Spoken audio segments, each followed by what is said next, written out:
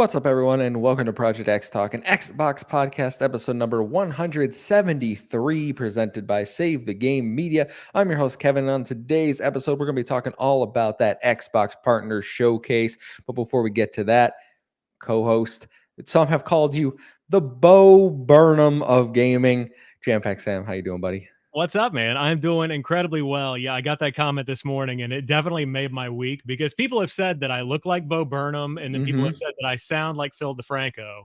So, both of these are fine. Like, I'm good with both of these, but man, the Bo Burnham one, like, as a big inside guy, yeah, that's great. So, I love Bo Burnham, like genuine, like my favorite comedian. I've watched all of his stand-ups like 1,000 times. I didn't notice the Philip DeFranco thing until you just said it, and I was like, yeah, I kind of see that too. Yeah, every time I make a video, everybody always comments, follow to stay in the loop, like the thing Oh at the yeah, end. yeah. Oh my God. Oh, well, that's all I'm gonna. I see in Bo speaking like Phil, but we're not here to talk about that. We're here to talk about Xbox. This is Project XTalk. We are live every Thursday right here on youtube.com/Save the Game Media. If you can't catch us live, we post every Friday morning on your favorite audio platform of choice. While over there, make sure to drop us that 5-star review, whether that's Apple, Spotify. It helps us in the algorithm. I see the Spotify numbers going up. I appreciate it. You're out there helping us out. I know you can do better, all right? That's my challenge to you. Just drop us that review. If you want to support us even further and get early access to Save the Game Media content and bonus exclusive post shows and content, head over to patreon.com/Save the Game Media. Choose the tier that's right for you, like our current Patreon supporters. So thank you to Fabulous Brianna, Brianna's mom, Brianna's brother, Lindsay, Nikolai at Night, Cypher, Primus, Brendan Myers, Marcus O'Neill, Lillian, Mimi J, David Hotright, Dave Harp, the Xbox Expansion Pass, Alpaca Tom, Lee Navarro, and the good sir. Thank you all for your support. We appreciate each and every one of you. And before we get out of the Patreon pitch, I got to let everyone know, in case you forgot, you can get that 7-day free trial at the $1 tier. Get all the exclusive bonus post shows, content. You can go check that out for 7 days. So, it doesn't cost you anything. Try it out. See if you want to stick around. Now that the housekeeping is out of the way, Sam, why don't we jump right into what have you been playing this week?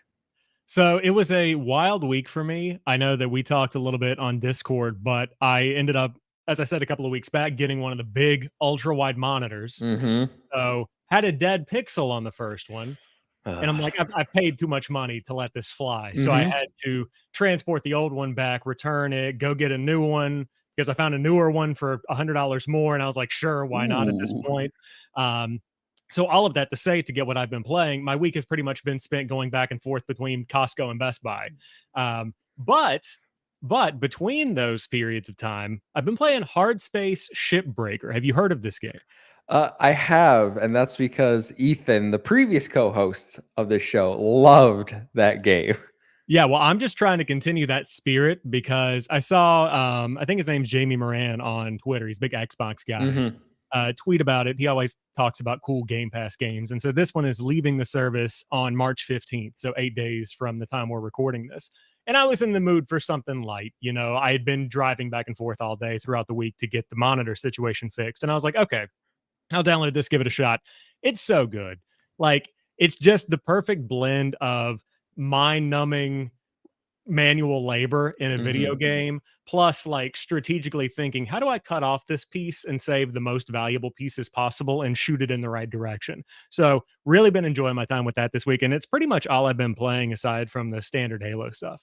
Wow, that's awesome. I've heard nothing but good things about that game. I know it's not a Kevin game, which is why I haven't checked it out after, over a year of hearing people sing its praises. Is this one you're going to pick up after it leaves Game Pass, or is this just like, well, it's here, I'll play it? Yeah, I'll definitely pick it up. I think that right now it is $40 full price. With Game Pass, you can get it for 31, which isn't bad. But like I mentioned, I've been spending a ton of money on monitors. And I also got a new camera over the weekend. So like I've just been like pouring money into content. And I'm like, well, I think I'm gonna wait for that one because they have the price tracker stuff and it's been as low as 15. So I'm thinking like spring sale, I'll probably go in and pick it up, but definitely gonna add it to the library for sure. You got more self-control than I do, because at that point, once I've spent like a certain amount of money at that, it becomes like an ethereal thing. Like the money no longer matters. Like at that point, I'm like, I've been needing a new phone. I've been needing a new that. Like I'm just going to go all in and spend a shit ton of money. that's kind of how it's been, where it's like upgraded the monitor. That's cool. I got a new camera and I was like, okay, well, this would look better if I got a new lens. I'll get that in a couple of months. And then like I called my parents to talk about it that night that I got it, and they were like, "You have money? Huh? Like, this isn't what you're supposed to say." So I've just been like shoveling. Yeah. So I'm holding off on games for right now. But when I do get to the spring sale, definitely going to pick up Hard Space Shipbreaker. Very You're good game. like, you're like, Mom, you're supposed to tell me to save my money for the future. Right. And Yeah, exactly. Well, fun fact, they're on a weekend trip at a casino right now. So oh, maybe I didn't ask the right people. Maybe that was yeah, the wrong yeah, thing yeah. on my part. Like, why don't you swing on down? All right, we'll play a hand, Yeah. blackjack, and then you can go buy your fancy monitor. You'll All win it right. all back. Yeah, exactly. Yeah. Well, I have been kind of the opposite. I've been playing quite a few games. Yeah, David Hot right in the chat. You have the money, doesn't he? Doesn't he? Yeah. I've been playing quite a few games this week, actually. So I'll start with the short. I did spend a little bit of money. I saw this game called what is it? Cavern of something. Seth over at All End pointed out to me. It's a 3D platform you play as a dragon. And I was like, this looks like an N64 game. And I Ooh, was like, I'm all about this. So I went to the Steam page because it's only Switch and Steam. And I was like, I'd rather play this on the ROG Ally and my PC than the Switch, to be honest with you. And I saw that it was included in a 3D platformer bundle. So I was like, "Oh, now you're speaking my language, Steve." So let's see what we got in here. And it was like 6 games for like $30, and I was like, "I gotta, this seems like yeah, a good deal, good sales." So I picked up those, and I beat 2 of them because they're very short games. And nice. the first one I played was called Tori 2, which is, and I'm not joking, a 30-minute, 99-cent 3D platformer that I played. But it was really fun. It's 8 levels with a boss at the end. It's more about speed running. You're just like this little chicken who gets to run, and it has some intricate 3D platforming in certain sections, but like low texture, low poly count, Yeah. fun, enjoyable lunchtime experience. I played the other one from that bundle. There's still 3 more that I'm gonna get through in probably the rest of this month. But Super Kiwi 64. And now, if you want the definition of a game that was inspired by an N64 game, this is it. Like, it has no shame being like, we're going to make this look like a straight up N64 title. Also 8 levels where you just wasn't too difficult. You just go through, collect these gold little coins, jump through rings, hit a few targets, and then Yeah. collect the overall thing that you need to. 100% of that game on my lunch break today. It took about 45 minutes. So I'm knocking these 3D platformers out so far. Yeah, nothing wrong with that. I love whenever a game pays homage in like a respectful way. And so it sounds like these do that. I know you were playing the other Penny's Big Breakaway. You were playing, so it's kind of, I feel a trend coming on. Like these Oh, have I been love 3D your, platformers. Yeah.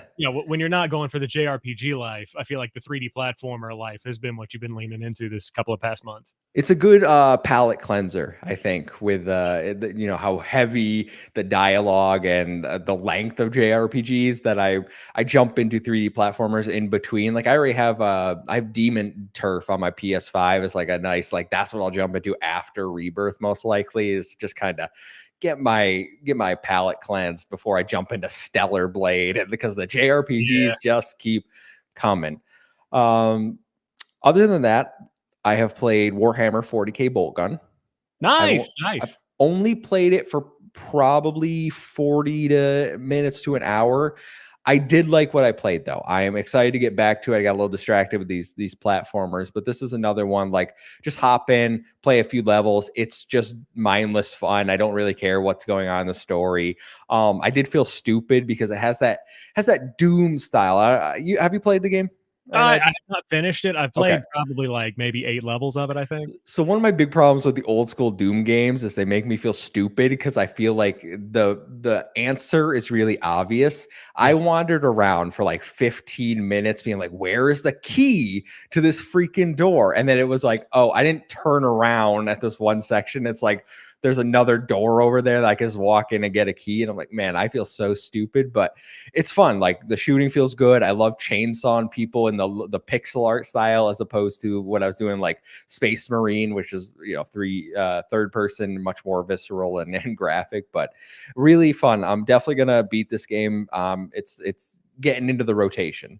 Yeah, for sure. I need to go back to Bolt Gun. It will probably be the next thing on my list after I finish up my time with Hard Space Shipbreaker before it leaves Game Pass. But yeah, the thing that I like about Bolt Gun is that you don't have to pay attention to the story. I also can't remember what's going on with it, quite frankly. But I love the art style of the Hmm. cutscenes and the gameplay. Like it all just works so well together. And it's just weird because I feel like Warhammer is like the Play-Doh of gaming where you can do like tons of tabletop stuff where it stemmed from. You've got the first person shooter, the old school first person shooter, you've got the different team based stuff, you've got Space Marine, like it's just a little bit of everything. And so no matter what you want, you can probably find something. But yeah, I love it just the same. It's really good. I had no idea how many like Warhammer games there were because like some more just came out like recently. There was like a real time strategy game or something that just came out, or like was it trade Space Trader, Rogue Trader? I don't know. There's like a whole bunch of different games. I feel like they just license the IP out to whoever wants it, and then it's like go make whatever kind of game you want. Yeah, it's very surprising how they're all kind of okay. Like, I haven't Hmm. heard of any horrendous Warhammer games, at least that have, like, boiled to the top. So, hey, keep it up. The variety is nice. I enjoy that. Yeah.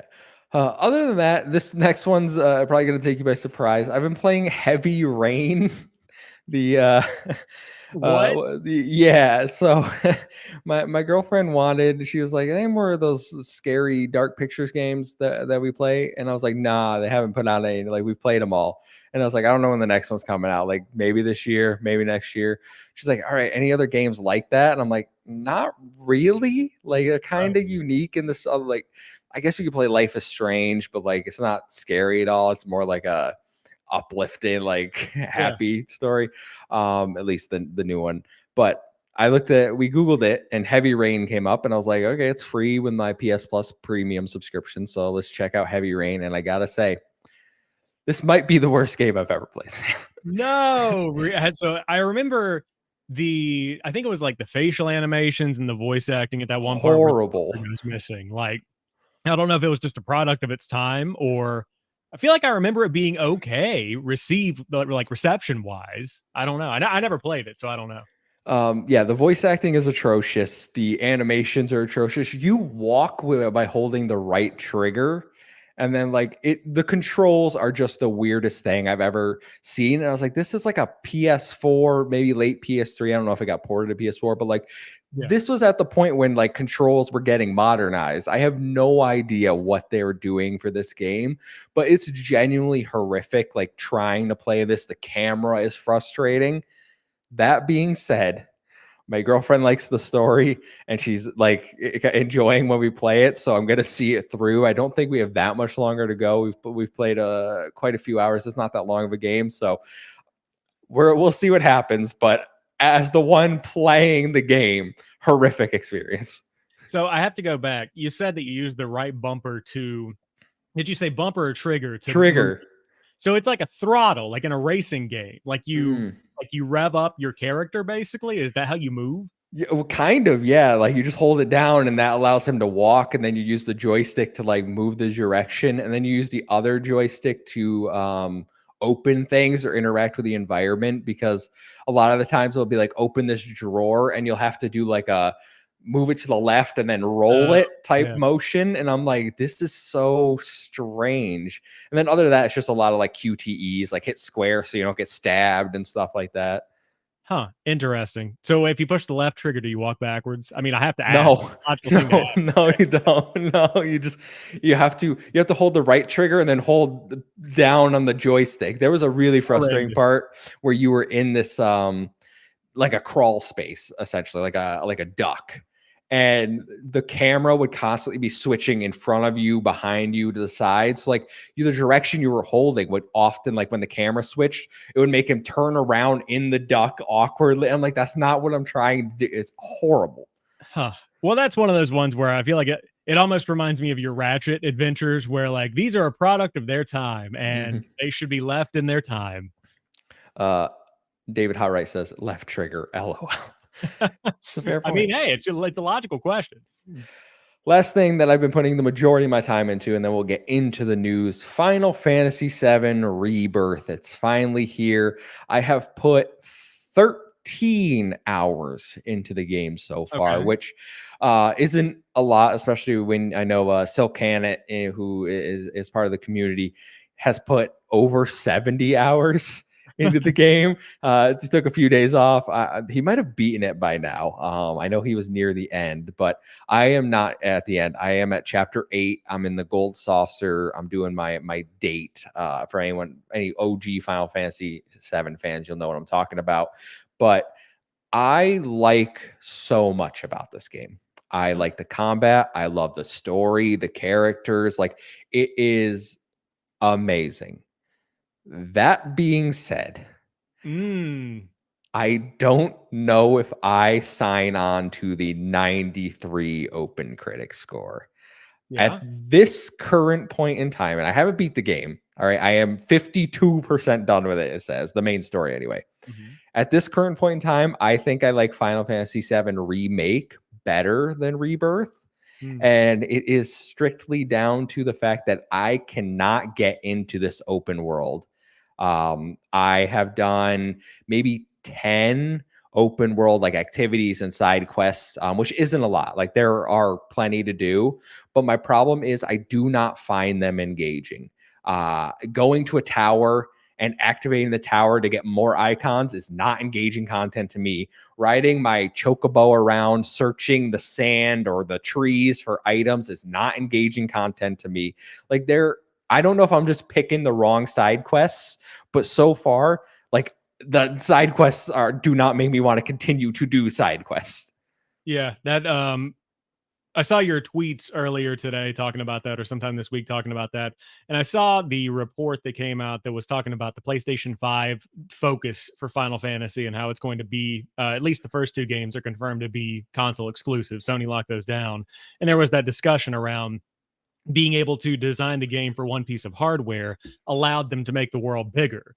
And so seeing that alongside what you're saying, I'm like, maybe the world could have been narrow a little bit. I don't know, just throwing that out there. But again, I don't have any skin in the game. I'm never going to Mhm. play this. But sorry to hear you're not enjoying it as much as a lot of people seem to be.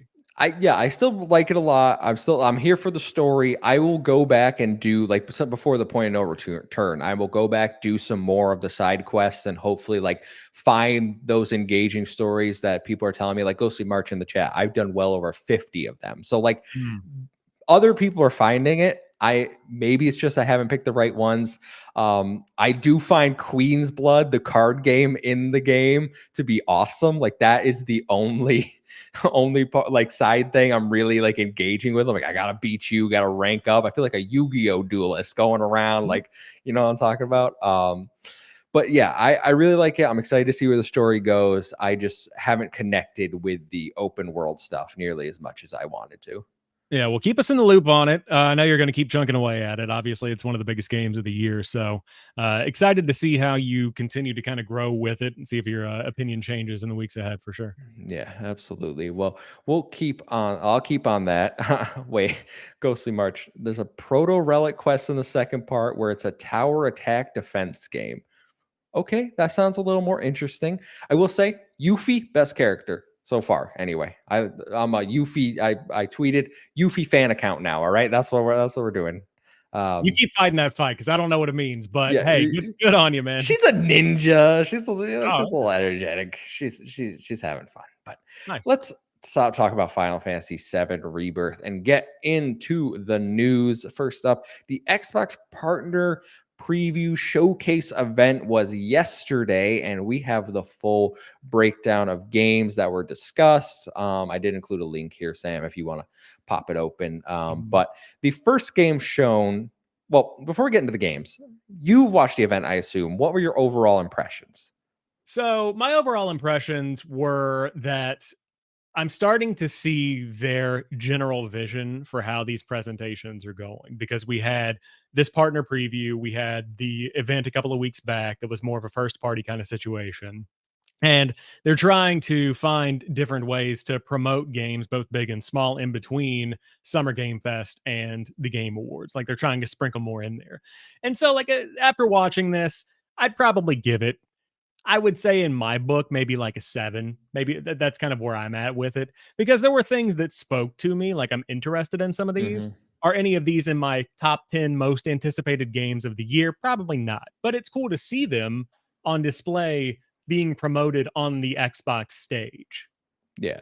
I came in about around the same 7 out of 10. I think this was a good showcase, especially knowing it was going to be third parties, probably smaller titles. We knew of a few of them that were going to be shown here, but overall, I had a good time with the showcase. Like there were games I walked away like, oh, I'm interested to play that when it comes to Game Pass, or that one is one could see myself picking up, and it's kind of filling out my year for games a little more with these smaller titles. So why don't we jump into actually talking about the games themselves?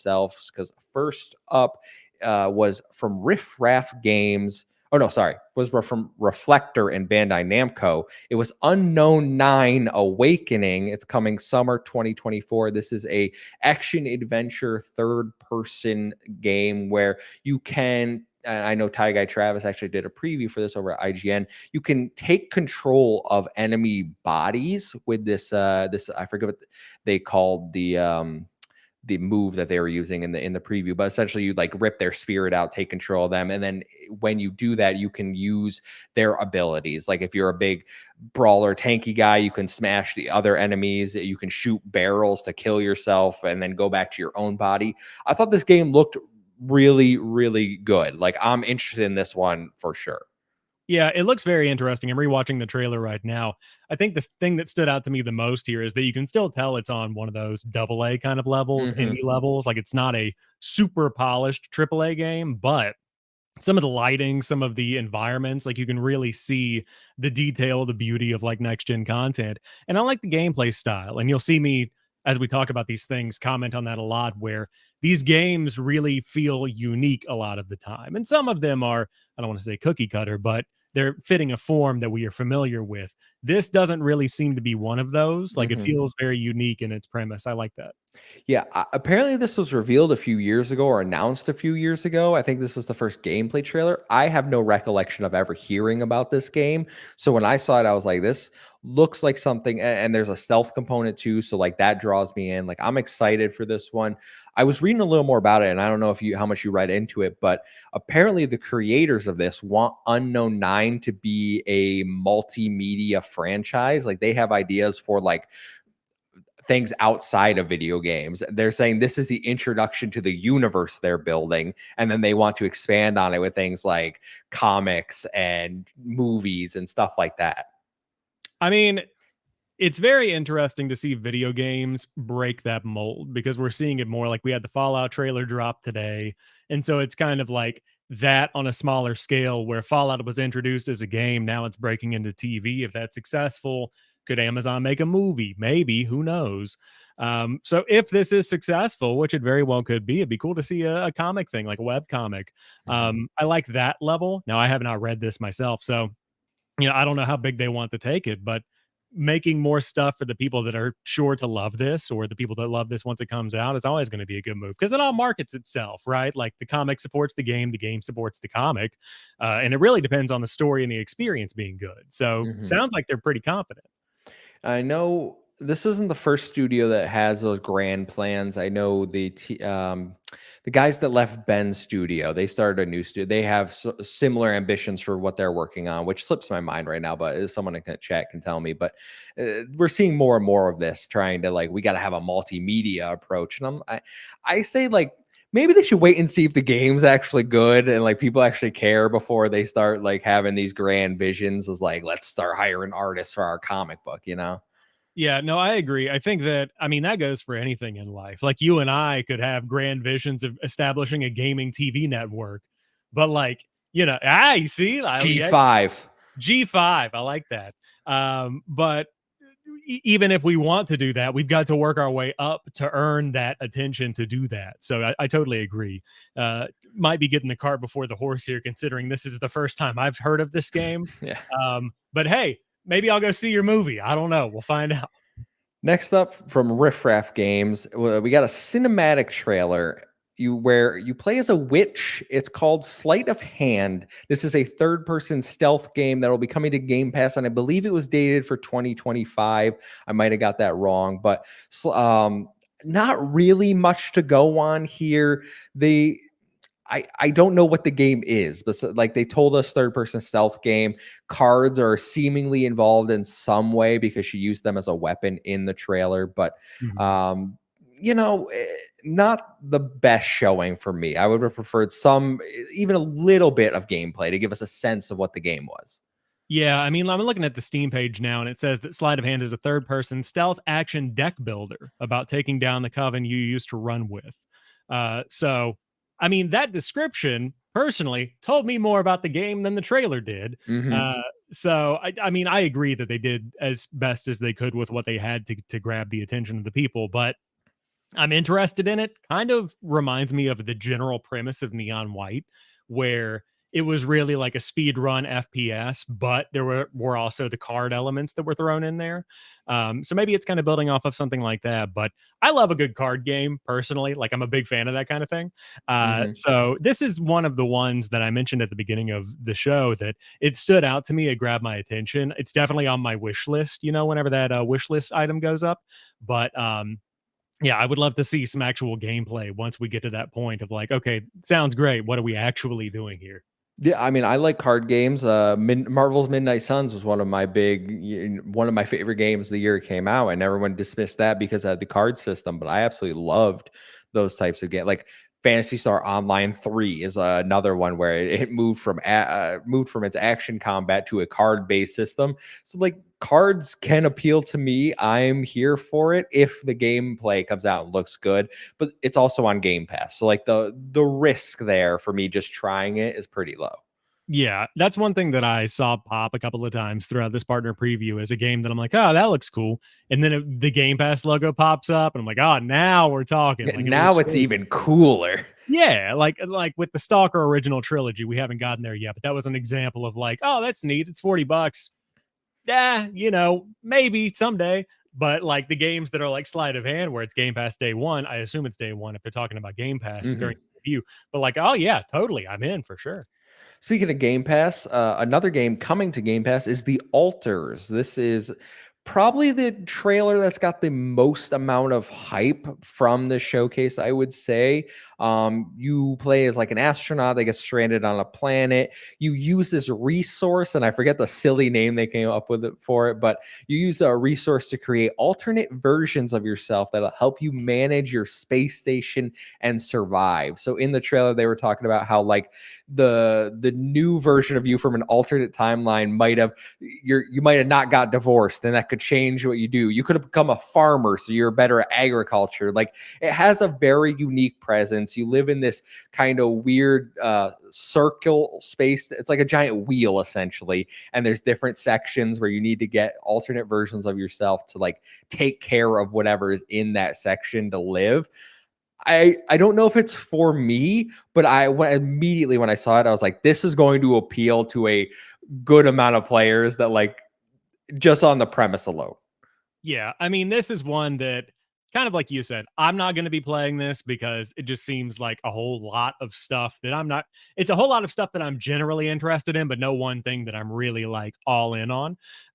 But I love the concept of it, and I think that it's very neat to see almost like a Fallout Shelter esque side view of this big rolling space tire that you're all kind of living on. Um, and then just the concept of having all these different alternate reality versions of yourself. I think that it's going to have a nice kind of underlying narrative there about the importance of spending time with family, like for the version of yourself that got divorced and that kind of thing. That could add a little bit more depth to the overall experience the game is delivering on from like a story Mhm. point of view. But yeah, definitely cool to see. And I like Xbox spotlighting this kind of stuff because you don't see smaller games like this get that stage as often. So that's cool. Yeah, I believe they said this was coming this year as well. So keep an eye out for that one. Next up, another Game Pass game coming in 2024, Creatures of Ava. This is an action adventure game where you use a flute essentially and music to control and capture animals. They called it a creature catcher, I believe is what the term they use. Like Pokemon is kind of what I thought, but you use the animals to like solve puzzles. You know what this reminded me of, and I don't know if you thought the same thing. I was like, this looks like Everwild. Like the art style is Ooh. Everwild. Yeah, yeah, I could see the similarities there. I forget what game I was thinking about, but maybe it was like Slime Rancher that I kind of got the same Mm. vibe from, but with a little bit of like Flute Guy from E3 2016 or whatever that was, where he was just going all out. Um, but yeah, I mean, I like the way it looks. Will I be playing it on day one? Probably not. But cool to have a different type of game here. I mean, it's definitely one that is eye catching and at least unique in the way that it looks and looks like it plays, at least. Yeah, it certainly the trailer was good. I don't know if it's for me is the problem, and I felt that way about a lot of the showcase as we mentioned. Like I saw some people pretty discouraged about the showcase, and I'm not sure what they were expecting based on what it was. I did see someone call all the games shovelware just based on the fact that they're like indie smaller titles, and I think that's pretty disrespectful because like the games look good even if they're not for you. I think we can all agree on that. Yeah, I think that I've been off of social media a lot lately, mainly because I've been busy. But one thing I saw was like, is this going to be the time we see Hollow Knight Silk Song? No. Immediately, you are going way too hard. Like this is something that just appeared a couple of days ago. It's almost like they can't call it Xbox Indie Spotlight because it's not technically indie games. Mhm. So now it's like a third party partner spotlight. But then that sets the expectation of like you're going to see big names here, which you did. But like, is this what you wanted to see from Capcom? Probably not. So it's just a weird in between. But yeah, I definitely think it is disrespectful to call these games shovelware because they're not. Like they're substantially good games in this lineup for sure. As we say that, we go to probably the worst thing shown here, in my opinion, because I went from a moment of excitement to a moment of I hate this. I hate this with a passion. So, Chucky from Child's Play, the serial killer doll, is coming to Griefville, and I put in our notes here, whatever that is. You know, want to know what it is? It's a Roblox game. This is a game within a game that apparently has secured the rights to Chucky, who's going to come in. The trailer was horrible. The game looks horrible. Like nothing about this was good. I do not know how they managed to get Chucky in this. Roblox is an anomaly to me because like I'm just not in that world. I'm pretty sure it's publicly traded on the stock market now, by the way. Like I'm pretty sure that it's like got an IPO or something where it's actually a thing. But yeah, this did nothing for me. As always, I typically watch these partner spotlight things in the gym because I can just kind of like have it up after the fact. I don't watch any news on it beforehand and then I go in a couple Mm-hmm. hours later. And so I saw this immediately because I had seen a couple of posts about it before I watched it and I was like, fast forward 15 seconds 5 times because I don't care. Like it's just not ever going to be my thing ever. Period. Well, I saw the good guy doll box and I got really excited. I was like, they're giving us a like Friday the 13th style or Dead by Daylight style game with Chucky. And to Yeah. me, like, even if it's not very good, like some of the licensed games in that genre are, I would still play it because it's Chucky, and I'm a sucker for those horror IPs coming to that style of game. But then as soon as they showed me those weird mutant whatever Roblox characters with the 20 FPS, I was like, I can't deal with this. I had never seen a Roblox game before. This is the first time I've ever seen a Roblox game, by the way. Like, Oh it, wow. I genuinely, you could show me 50 games, 49, like 40 of them could be Roblox. I would not know. Like, I couldn't tell you what they were. Um, yeah, David Hot right in the chat. The Roblox bro is going to come for you dudes. I fought the Minecraft kids before. You think I'm scared of the Roblox bros? I mean, to be fair though, the more that I think about this, and I have very, very little knowledge of Roblox, so take this with a grain of salt. I feel like this is the equivalent of modern day mainstream Gmod, where like it's just kind of Mm. like a palette and you paint whatever you want, or a canvas and you grab your palette and you paint whatever you want. And so to have this come in is probably like having the equivalent of saying Chucky's coming to Gmod. And back in 2008, everyone would have lost their minds. So, like, I get it, but it's still much like Gmod, not for me. Don't care Mhm. about either of these things. But hey, good for you if you do. Let's move on to something a little more exciting. Frogwares presents a survival horror game. They got a cinematic trailer for the Sinking City 2 coming 2025. I thought the trailer looked really good. This might have been the highest budget. Well, outside of the next one we're gonna talk about, but like in terms of double A, like this one looked the best, I think, from the cinematic trailer. I was like, this looks like a Resident Evil style game. I'm not familiar with the Sinking City 1, but I think if you like those types of games, there might be something here for you. Yeah, definitely. I think that out of everything shown, aside from I think what we're talking about next, this is the one that definitely caught my eye the most. I also have not played the first Sinking City, so I have no idea what the gameplay itself is like. But if we're just talking about trailers, banger of a trailer, like very, very solid, unsettling trailer. The water needs a little work because the water did not look good, but aside from that, looks really good. I like Silcanet in the chat saying he's distracted by Tifa while listening to us. Who isn't distracted by Tifa? The internet's distracted by Tifa. All right, just go on social media. All right. Final Fantasy 14 got a trailer. Full release is out March 21st on Xbox. It's in beta right now where you can play. I believe there's a Game Pass Ultimate perk where you get like the starter edition as a perk if you are subscribed to Game Pass Ultimate. So if you're interested in Final Fantasy 14, maybe check that out. I personally don't have time for a MMO in my life. So as much as I like JRPGs, Final Fantasy, this is a pass for me. Yeah, I mentioned that the next thing we talked about, I thought it might be the thing that I was most excited about. As you could guess, this is not what I thought we were This going to no, talk no, about. this wasn't it. No. So Uh, I will never touch this. I am happy for the people that are finally getting Final Fantasy 14 online. I know this was a big deal whenever they announced it during a showcase a couple of months ago, but yeah, not me. But hey, cool that the starter editions on Game Pass. That's pretty cool. It says it's available on the Game Pass Ultimate perks from the 21st of March to April 19th. okay. So I guess that's maybe like a free trial kind of thing, I but think the starter edition gives you a certain amount of content for like free. So I see. it might include some of the previous expansions. Think you can already play up to like level 70 or something without a subscription, but they've made it pretty accessible. I still hear, after you got to get to the 400-hour mark and then it'll get good for you. Oh, is that all? Okay, cool. Yeah, you Thank you. just once you get through all the previous expansions. But all right, is this the one you want? There's a Stalker Legends of the Zone trilogy is available right now. I wanted to note that these games are currently the Xbox One versions and played on the series consoles via backwards compatibility. GSC Game World did say an update is coming later this year with updated textures and mod support. Still not the one that I want to talk about, but Damn, man. yeah, we're getting there. This is cool because up until this point, all of these games have just been on PC. So this is like the first time that the older Stalker games are finally coming to consoles in general. Now they're coming to PlayStation and they're coming to Xbox as well. Mhm, Um, but I think this is great, because number one, it helps GSC Game World kind of fund future development. It also gives people the option to go back between now and the time that Stalker 2 comes out to see what the world is about.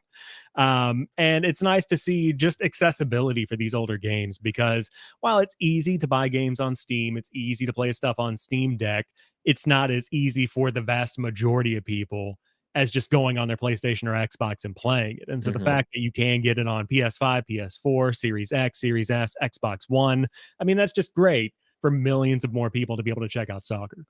Yeah, I'm mildly interested in checking this out. I'm going to wait until they drop those updates for the upgraded Yeah. textures and visuals and the mod support, even though I might never use the mod support. I do just want the best version available, especially if it's $40. Maybe wait for a sale for it. I'm not sure. I'm not even sure if I like Stalker. Like I might check out Stalker 2 first when it comes to Game Pass, and then if I like that, go back and see the history of the series.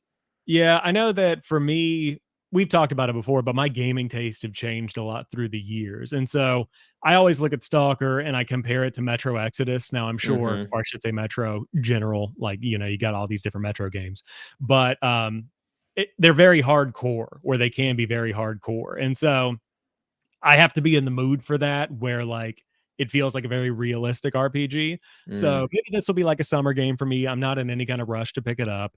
I am excited about Stalker 2 coming to Game Pass. You know, that'll be a big one that I will check out on day one because of Game Pass. But for now, I'm just happy they're here. I'll get to them Hmm. eventually. Yeah. Yeah. Absolutely. All right, Sam, this has got to be the one you were talking about. Monster Jam Showdown coming 2024, this monster truck game, right? Not this one either, but I do have some thoughts on this one. I do have some thoughts on it. Hit me with them, man, because this was a trailer that happened, colorful monster truck rally. I don't really know more to say about this game. Yeah, so Monster Jam Showdown, it's not going to be a game that is in like a racing game of the year contender. Like it's not going to be that. When I saw this trailer though, and I saw like what it is bringing, where it looks pretty realistic for what it is, like it's a Monster Jam game, and I saw the colorful stuff that was like popping off, immediately I'm like, this kind of feels like MotorStorm. Like it has just a Mm. little bit of MotorStorm DNA in it. Now it is much slower than MotorStorm. You don't see the mix of like ATVs, motorbikes, that kind of stuff. Like that's what made MotorStorm great.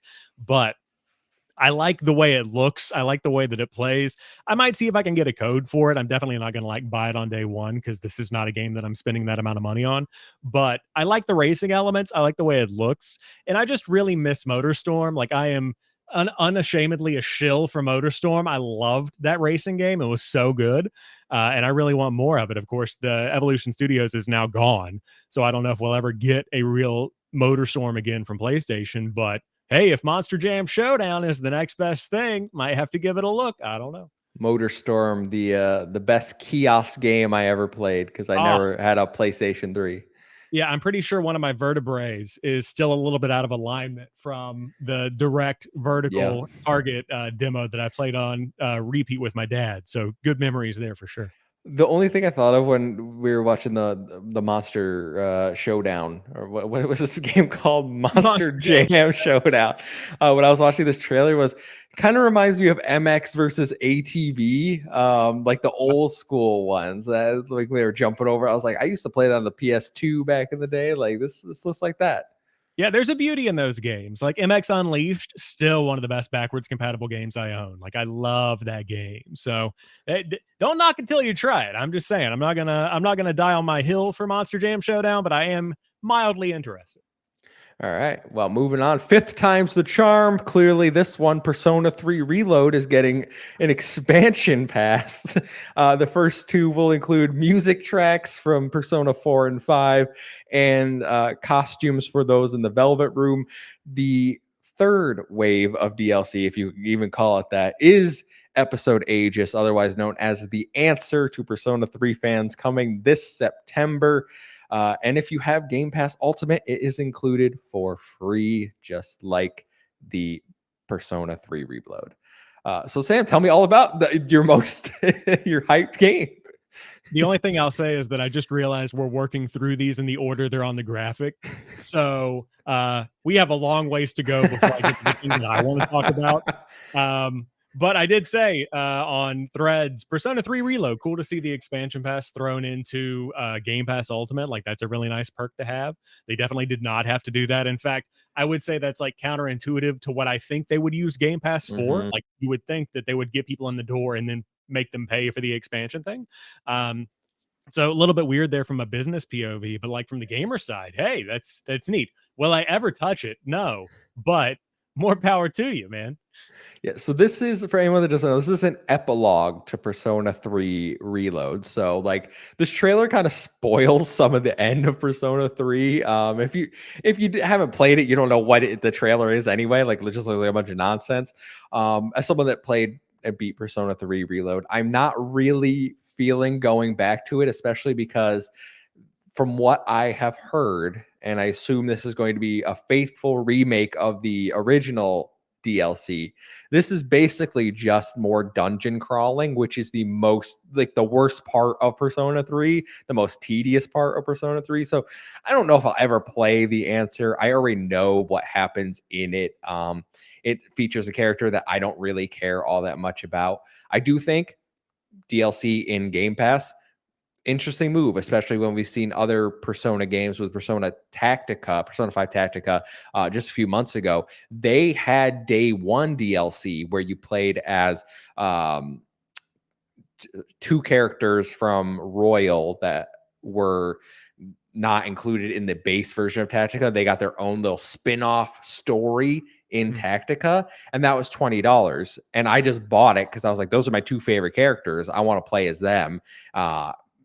Didn't know that you couldn't play as them until New Game Plus, which kind of made me mad. I was like, I just spent $20 on this. I'll play their Dang. story. But so like they have a history of doing this type of stuff where they base game in Game Pass DLC, you got to pay for itself. Nobody saved the world. I spent $5 on the DLC because like I got the game for free.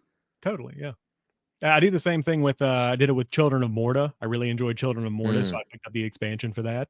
And I've done it with a couple of other games along the way. And then of course you've got the battle passes for free to play games like Halo Infinite, where yeah, I'm gonna spend even now where you don't have to buy the expansion or the event passes that come out. I still throw $5 at them because I'm like, if I'm paying you for my time, hmm I'm going to spend 20 hours grinding this thing, so I'll give you $5. Like there is that kind of like understanding for a lot of people. So, yeah, I typically do the same thing. So, like I said earlier, it's nice to see them throw it in there, but like, should you? I don't know. I'm not your economist guy, so we'll find out how they continue doing that in the future.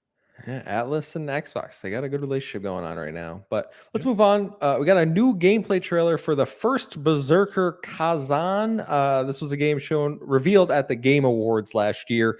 It is based on an anime, I believe. It's a Souls-like game, and I gotta say, this might have the worst frame rate of any trailer I've ever seen in my life. I can't believe they put this out looking like that.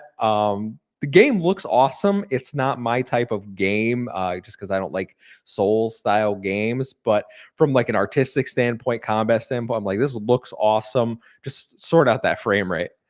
Yeah, I'm looking at it. So I was looking at the trailer. Like I said, I was watching it at the gym, and I'm trying to decide if it is the art style or if it's a legitimate technical limitation because it's almost like they're going for like this anime kind of look. So they're trying to hmm make it feel like, at least for the characters, they're trying to make them look like they're almost hand drawn in that kind of way. And then I don't know if it's meant to be, but it looks like whenever whoever the main character is kills one of the big monsters they're fighting, they kind of like look more like a typical 3D model. So I don't know if they're like losing that colorful kind of like animated life in them or something. I might be reading too far into it, but it's either, like you said, horrible performance or a really interesting art style that people are probably going to say looks like trash. So either way, I'm interested in it. Typically not my thing, but neither was Wolong. So I'm getting a little bit of like Wolong from this. We'll see where hmm it goes, but it definitely piqued my interest. if it is a gameplay choice that they want it to sort of look like that, I think Miles Morales had a suit where he slowed down like to a Yeah. certain frame rate when he did like some finisher or whatever. Like if it's something like that, I feel like they should just say that because then people will be more accepting. Like we're going from what was it? Cana Bridge of Spirits. Their cutscenes were in 24 FPS. They acknowledge that because the creators of that game originally made movies, and that's what movies are in 24 FPS. Like it was an interesting choice, but just come out and say it. People will accept your artistic vision if that's what you're going for. I just assumed it was a technical limitation. Yeah, and it very well could be. Like I'm just kind of I might be reading too far into it, so we'll see exactly what that ends up looking like. But yeah, they definitely should own that and, and make it part of their interviews and stuff. You know, let people know because it definitely is a pretty looking game. Like the environments are nice. Just tell Mm. us exactly what's going on with that. Next up, we got a new trailer for Tales of Kenzera Zhao. This is a game that was also revealed at the Game Awards. And before I talk about it, I got to give a shout out to friend of the show, Luke Lore, over at the Xbox Expansion Pass, who has a great interview with the creator of the studio for this. I think is it Sargent Studios? I forget the name of the studio, but great interview. Listen to it today at work, and I think I'm going to pre-order the game. It is currently, if you pre-order it, I think it's $17. So good price for what looks to be a pretty good Metroidvania. So go check out the interview, check this trailer out. But we got a little more about the game. We use different masks to change your combat style and traverse the environments. Like the game just continues to look very colorful, very good. Actually looks solid. Traversal looks awesome. I can't help but really, when I'm listening to and I can't pronounce his name regardless, but when I listen to the guy that made the game, right, you can tell the passion he has for this game. Yeah. I know his I go back to his Game Awards reveal when he had that voice crack talking about like the game was inspired about the death of his father. Like there's so much love and passion in this game that it makes me, even if I don't play it instantly, makes me want to support him. Yeah, definitely. I think the narrative around how his dad really inspired him and how the game is built around that concept. That got to a lot of people, got to me. I have not listened to the interview yet that Luke did, but I definitely want to make that time for that this weekend. Um, I did not know this was going to be $17 if you pre-order it. Like that's a crazy good deal for Mm-hmm. in today's day and age. So I might even do that myself. But I do think that we have to talk about the fact that like this is coming out within months of Prince of Persia, and whole lot of similarities with the way Mm-hmm, for the game sure. looks and plays. And like obviously the narrative is going to be different, I'm sure, but conceptually very similar games. So it'll be interesting to see if they're far enough apart to where they both don't get cannibalized, or this latter one doesn't get cannibalized by the bigger name, arguably. But it's awesome to see EA leaning into this a little bit and saying like, "Hey, this is an EA Originals game. It is very homegrown, I guess is the way I would describe it. Like you can tell this is a passion project. So hope it does well. Definitely have my eye on that one. Probably will pick it up day one just because that price is crazy. Like for Yeah. sure, no problem there. Yeah, that's a great price. I can use my Microsoft rewards and get that. Like Yeah. it's support them. But yeah, Surgent Studio is the studio behind this. I just looked it up by the way. So I'm really interested in this game. I think the Prince of Persia comparisons are obviously there, and I worry because Prince of Persia critically was well received, right? Commercially, I don't think it sold like super well from all the reports I heard, and maybe it sold better since I know it's been on sale, especially this week. I've seen it for $20-$30 alone. Yeah. So it coming in at a lower price. Hopefully, this game doesn't crater. I really feel like he deserves it, and like the game looks to be of high quality. So wishing them all the best, and it looks like something I'm gonna check out for sure. Yeah, definitely. I think that any game that comes out as a debut game is already fighting an uphill battle in 2024 because we're so kind of deeply rooted in the things that we know. Like how we talked last week about how Helldivers 2 pops off. I hope that I didn't lose Kevin. Did I lose you, Kevin? It's Kevin. Am I back? Are we Yeah, back? we had a little technical snafu there. I don't know. Sorry about Whoa. that, everyone. I don't know if Oh, I was talking to the people. I was like, did we lose Kevin? It was just me for a minute. uh, That was scary. that was you froze on my screen, so we're back now. It's all good Okay. now. Either way, it's difficult because all new games are fighting an uphill battle in 2024 because we're so deeply rooted in the franchises and games we know. Like Helldivers 2 popping off, we talked about last week. If that had been, there's a new Halo ODST game, would have never fought like an uphill battle and been like a viral sensation. It would have just been a Hmm. new Halo game. And so I hope that this game can find that similar kind of success where it's not compared to, oh, this is like a Prince of Persia game. I hope that it can find its own identity. But that really just kind of takes luck and good marketing in today's day and age and probably word of mouth. So hoping the best for it for sure. Yeah, I hope that price tag helps for sure. It is come.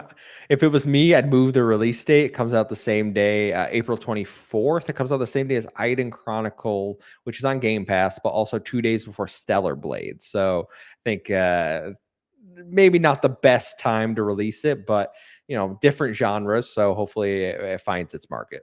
Yeah, definitely. Next up, 11-Bit Studios presents Frostpunk 2 coming July 25th to PC Game Pass. It will come to console eventually. It's just PC right now, though. I know nothing about Frostpunk. This trailer did nothing. Like, this was my least engaged trailer of the whole showcase. So I don't know if you know more about Frostpunk, but this is not for me. I don't know a ton about it. I just know that it's kind of like a city management kind of situation where you're just building this community. I'm pretty sure, and again, correct me in the comments if I'm wrong, but it might do something for me with the big monitor I just bought, just because like I think that'd be cool to see a giant city sim that's Mm. like brand new on this thing. But that would be more from like a technical testing point of view. I don't really have any kind of interest in digging deeply into Frostpunk 2, but I do know the original was like pretty big on PC. People Yep. really enjoyed it. So for PC Game Pass to lock that down, I think is a big benefit for the service and for PC gamers. So that's a win there. Finally, Capcom shows off Kunitsugami Path of the Goddess coming 2024 to Xbox Game Pass. The game has a day and night cycle. During the day, you make a path for the goddess. You rescue and recruit villagers from the corruption. Then you prepare the village for the onslaught because at night you fight hordes of enemies. It's a mix of action combat and real-time strategy. Sam, is this the one you've been waiting to talk about? This is indeed the one that I have been waiting to talk about. Oh, Bet you didn't okay. expect that, did you? No, I didn't. No, tell me what appealed to you about this trailer. So the thing that appeals to me about this trailer is the same thing that kind of appealed to me about one of the games we talked about at the beginning of the show, but the different types of gameplay that are shown off and mixed in here. Like it's a very unique type of game from what we're seeing so far. Like you see a lot of different camera angles, a lot of different types of gameplay overall. Like it just feels like it's going to be a very wide variety of experiences that are packed into this one game. So I'm excited to see how they all fit together in a way that makes sense. And from the art style, I love this type of art. So I didn't expect it to be high on my list, but like out of everything shown off at the show, I think this is the one that has the most of my attention. Now, I could hate it, fully Hmm. acknowledge that, but like in terms of what grabbed my attention, this for sure took the show for me. I like the art style. I think it visually looks really good. I know my brother was interested in this one when it was originally revealed. I haven't asked him if he's seen the new trailer or how he feels about now that we have more information about what the actual gameplay loop is. Definitely not what I expected them to do with this game. I think it's interesting. My concern is that depending on the length of the game, it will get tiresome if Yeah. you just like rinse and repeat. Like, okay, I gotta.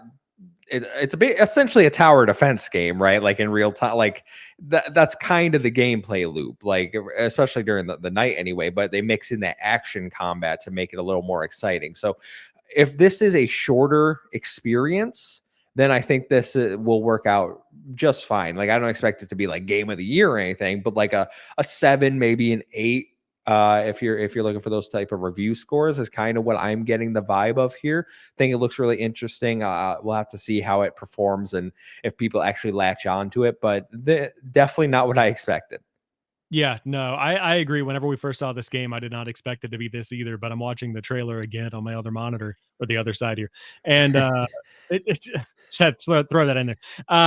And yeah, it just looks I don't know, it's just like it's almost like whenever you're watching a TikTok and you see the other side of the screen where they've got something that just looks interesting that grabs your attention and keeps you Hmm. watching. That's this game for me. Like there's just so much going on. But yeah, I totally agree. Does not need to stay too long, do not need a 30, 40-hour game out of this. Keep it like 10 to 15 hours. Keep it tight. Love that. Probably all in on that. And cool that it's day one with Game Pass. I like that Hmm. too. So definitely lowers the barrier of entry for people. Yeah, so keep an eye out for that. That's coming to Game Pass later this year. We have a few questions about the showcase, so why don't we jump into those right now? Ghostly March wrote in, says, "What do you think will be the biggest get for Game Pass from this partner showcase?" Ooh, the biggest get for Game Pass. And I mean, trying to look at like all of the games that are coming to Game Pass confirmed from this thing. it might be the Capcom game. Like it might be Path of the Goddess, Kinitsugami. That might be the biggest one. I mean, if we're not counting Persona 3 DLC, Yeah, obviously, I think that would be. But yeah, I would probably agree with that. I mean, it depends on how you look at the term biggest, because like you could say a lot of these are big in the indie space, or like Frostpunk 2 is big in the PC community, stuff like that. So if mhm. you want to qualify what big is, I think there are a couple of different answers here. But I mean, for me, Roblox, that's the big. Oh yeah, yeah, Chucky. Yeah, A Chuck. big, No, but big. I would agree. Path of the Goddess probably is the biggest deal for sure. Yeah, it's another Capcom's do they did with Exo Primal, right? Like I feel like they take the games that they're experimental titles, let's say. I feel like they're Mhm. more willing to put those on Game Pass. Yeah, because I mean, if Exoprimal had just launched as a $70 game, Oh, it's dead, but I mean, it yeah. died pretty quick anyway, but it's dead.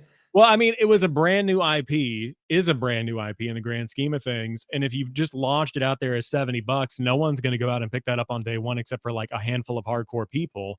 Mhm. And even then, is that enough to keep your servers going? So the fact that it's in Game Pass could entice people to go back and give it a shot. Path of the Goddess, similar kind of situation, doesn't really rely on the multiplayer. But if you threw this game out on Xbox for $70, no way. Like it's just not going to happen on day one. That's just not how it works. So yeah, I think that's a wise move from them. If only other live service smaller titles could have learned. Rest in peace, Crash Team Rumble. Sam Heaney writes in, while not necessarily expected for an event like this, given the titles included, it is still interesting to note the complete lack of the word exclusive. The question may seem redundant given recent information, but do you think Xbox will do away with the term exclusive altogether and simply use Xbox Game Pass logos as indicators as to where people can play these games first / cheapest, whether they go multi-platform eventually or not? Do you think we'll see the word exclusive at the June showcase, or is that a trap Microsoft could end up shooting itself in the foot with as things change in the future? Have they before said the words like timed exclusive or stuff like that?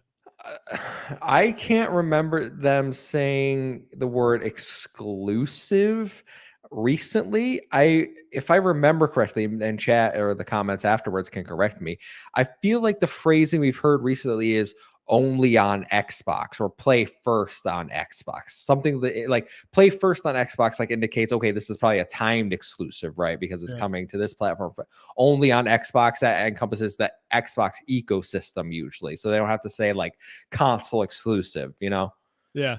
I think that what they'll probably end up doing, so a couple of different things. In this showcase, I thought it was really interesting where instead of having the like Jeff Keighley voice of world premiere, like one of those things, they just put this little circle that says new, and then there's a little star emoji game Hmm. reveal in some of these, which I thought was a nice touch because you get to see what's brand new to like the world. But I think you're going to be seeing stuff like that where play it first on Xbox, I think is going to be the situation. I think that for a big game like the equivalent of a Starfield, they probably won't say anything about exclusivity just because then that sets the expectation.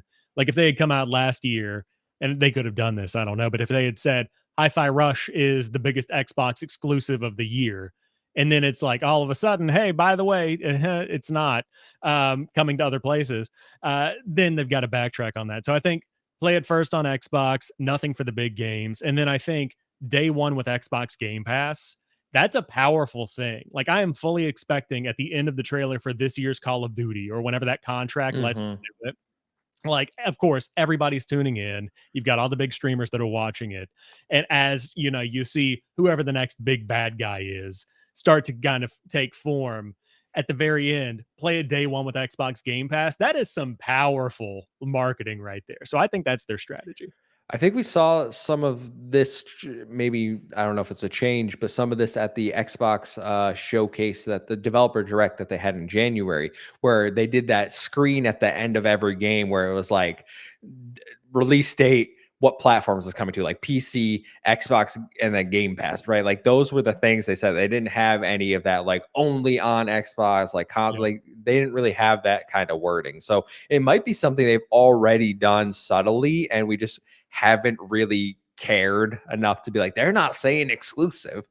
Yeah, and you know, the more that we get away from that big debacle a couple of weeks ago, where everybody was freaking out about Xbox I hear dying, Starfield's coming to PS5.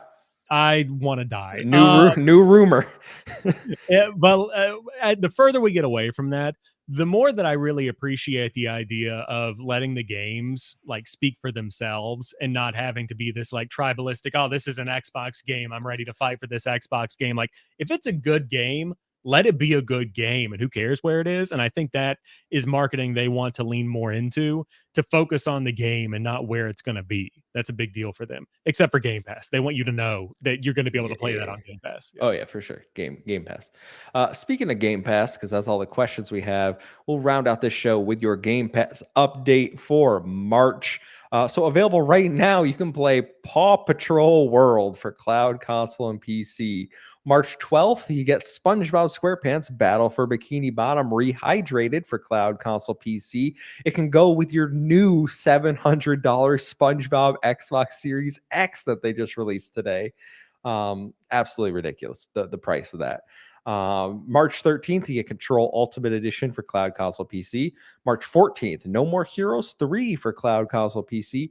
March 19th, a Lightyear Frontier in-game preview for Cloud PC and Xbox Series X and S. And MLB The Show 24 for Cloud and Console. Any of these interesting you for the first half of this month, Sam? Nothing really speaking to me. Maybe No More Heroes 3, because I've never played a No More Heroes game. And I think that was on the Switch, right? And then it came to other platforms. So I'm kind of interested in that. Maybe I know Lightyear Frontier, I played on a game preview, like I don't know if it was a beta or a closed something a couple of years ago on PC. So I kind of know what that is. Probably not scratching my itch right now. Could not care less about MLB. Just don't care. But Same. I know people love it. I know Court Lalonde is like going to be all over that. He's gonna hurt his So shoulder for the third year in a row, or yeah, his well, I know. hand or something. Yeah, he's I think the thumbs are like the grip or something, the way that so he plays a ton of those. But yeah, none of these are really speaking to me. Will this finally get me to play Control? Even though I It own it. should. Potentially. Potentially. I will Well, see if I'll play Control. do you own base Control or do you have the Ultimate Edition? I bought the Ultimate Edition 2 Black All right. Fridays. I don't know what to tell you then, man. Like, I don't know. I've had it for like 2.5 years, and I just haven't gotten around to it. Yeah, Control's awesome. Highly recommend everyone play Control Ultimate Edition. I don't know, but base Control, definitely play the Ultimate Edition. Especially if you like remedies like Alan Wake and you want to be involved in that sort of like universe they're building. Highly recommend playing that. No More Heroes 3.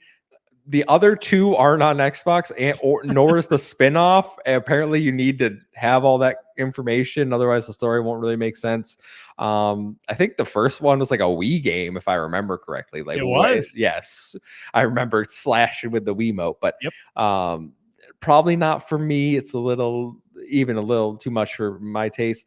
SpongeBob SquarePants Battle for Bikini Bottom Rehydrated is awesome. I think that's a good remaster of a classic PS2 game. I got the platinum on PS5 already, so I probably won't play it on Game Pass again unless games suddenly dry up, but there's no indication that's happening. So nothing really here for me this month. I do think MLB The Show is like their big star for as it is every year since it's been coming to Xbox. It's gonna do really big numbers on Game Pass and people are gonna be really excited, but little not much for me right. That's fine because I got Final Fantasy VII Rebirth and 3D platformers to play.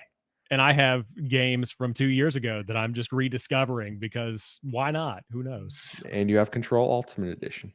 Yeah, games from 2 years ago. Perfect. It's cool. You get to throw things with your mind, man. Ooh, yeah. You guys can't do that already? That's not a no, so, yeah, that must be a must have to you got 20,000 subs to get the mind control, I think. Oh, okay, yeah, that's exactly what happened. Unlock that, yeah. Bo Burnham, you and him actually. True. Yeah, we're throwing stuff with our mind for sure. Yeah.